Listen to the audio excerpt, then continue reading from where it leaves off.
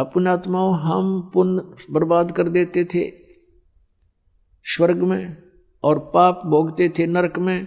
तो अब हम उन पुण्यों का, जिसके कारण ये हमें यहाँ रोके रहता है, उन पुण्यों का हम प्रतिफल नहीं लेंगे और इसको छोड़ देंगे ओम नाम के जाप की भक्ति धन। और साथ में ये हवन यज्ञ, ये पांचों यज्ञ, ये इसके सतर्की है, हम इसको दे देंगे। यज्ञ से भी स्वर्ग जाते हैं जो केवल हवन करते हैं या कोई केवल स्वाध्याय ही करते रहते हैं, जैसे वो के है ना आपका सुखमणि साहिब का पाठ करते हैं जिसको जप जी साहिब कहते हैं, और जो गीता जी का नित्य पाठ करते हैं, और जो कोई वेदों का नित्य पाठ करते हैं, वो एक यज्ञ बनता है। उस यज्ञ से, ज्ञान यज्ञ है ये, उस यज्ञ से भी पुण्य होते हैं, उससे केवल स्वर्ग प्राप्ति होती है कुछ समय के लिए, कुछ सीमित समय है, बहुत कम, और फिर वापस आ जाते हैं। तो ये यज्ञ ऐसे हैं जैसे किसी का दीर्घ रोग हो रहा है,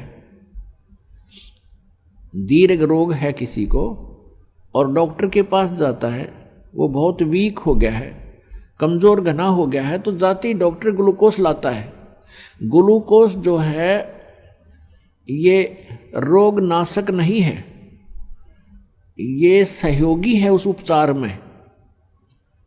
शरीर को पानी का अभाव पूरा करती है, कुछ शरीर को शक्ति देती है, लेकिन रोग नाश नहीं होता इससे। ये भी आवश्यक है क्योंकि हम चौथे युग में आ गए, अभी तक ट्रीटमेंट ठीक हुआ नहीं, हम कति कंडेम हो लिए। तो यहाँ अब पांचों यज्ञ ये ट्रीटमेंट करना अनिवार्य है आपका।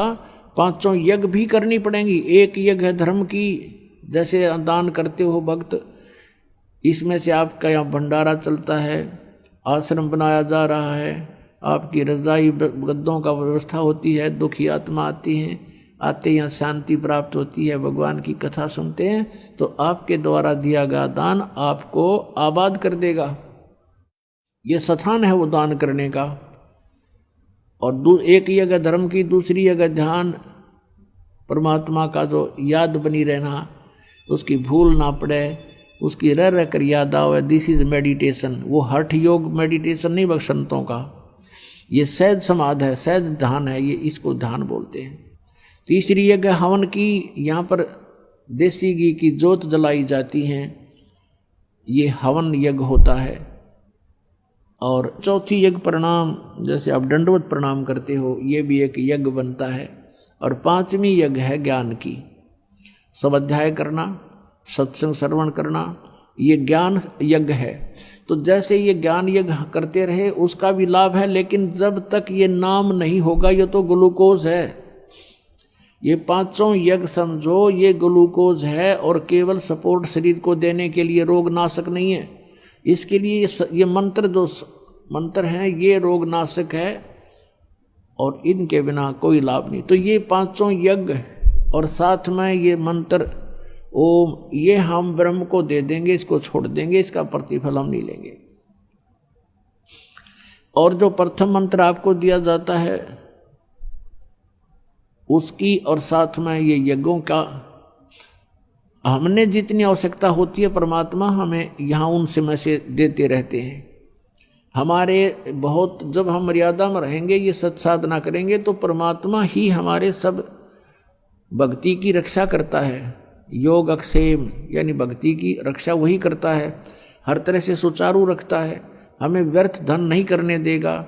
हम बेमतलब की डिमांड करेंगे, ये बना लें, वो बना लें, ये कर लें, अगर वो भक्ति चाहता है तो ये बकवास छोड़नी पड़ेगी, भगवान पर आश्रित होना पड़ेगा। जो परमात्मा दे करे वही ठीक होगा, हमारे हित में होगा। जैसे आप जी हॉस्पिटल में पहुंच गए डॉक्टर के पास, अब डॉक्टर ने आपको एडमिट कर लिया, तो वहां मरीज की नहीं चल रहा, बिल्कुल भी मरीज की नहीं चलेगी, वहां डॉक्टर की चलेगी, और डॉक्टर की चलने में हमारा हित होगा। आप चाहते हो कि मैं थोड़ी सी चीनी खा लूं, डॉक्टर कहता आपको शुगर ज़्यादा है, ये नहीं टच करना, और आप फिर भी खाते हो तो मरो। आपको बीपी हाई हो गया और आपको मना किया है कि नमक नहीं खाना, घी नहीं प्रयोग करना, और आपकी फिर भी इच्छा है कि घी खा लूं, तो डॉक्टर तो अलाउड करे नहीं, और फिर भी तुम खावा तो मर भाई। तो ऐसे ही यहाँ आप प्रथम बार तो जो प्राणी आते हैं वो दुखी आते हैं कि हमें तो संकट का निवारण हो, हमारे दुख दूर हो, हम धनी हो जाएं। तो ये तो आप पल्ला गांठ लगा लो, ये तो होंगे ही होंगे। आपका संकट भी दूर होगा, आप धनी भी हो जाओगे, क्योंकि ये प्रोसीजर अकॉर्डिंग टू द शास्त्र है। ये शास्त्र अनुकूल साधना है, भगवान का विधान है कि इससे तो लाभ होगा ही होगा आपको। लेकिन केवल ये ज्ञान इसलिए दिया जाता है कि आप इन्हीं तक सीमित ना रहना। आज एक संकट निवारण हो गया आपका और आप चले गए, ठीक हो गया, हमें राहत होगी, हमें क्या आवश्यकता हो नहीं, और फिर 20 और आ जाएंगे कर्म के पता नहीं कितने, फिर उनको कौन खत्म करेगा। तो यहाँ आपके जीवन में आने वाले प्रारब्ध के अंदर भी जो कांटे पाप कर्मों के हैं वो भी इन एडवांस खत्म किए जाएंगे, और आपको जो आवश्यक वस्तु होंगी वही दी जाएगी, और आप बेमतलब की वस्तु मांगोगे भगवान नहीं देगा, जो आपके इस उपचार में बाधक होगी।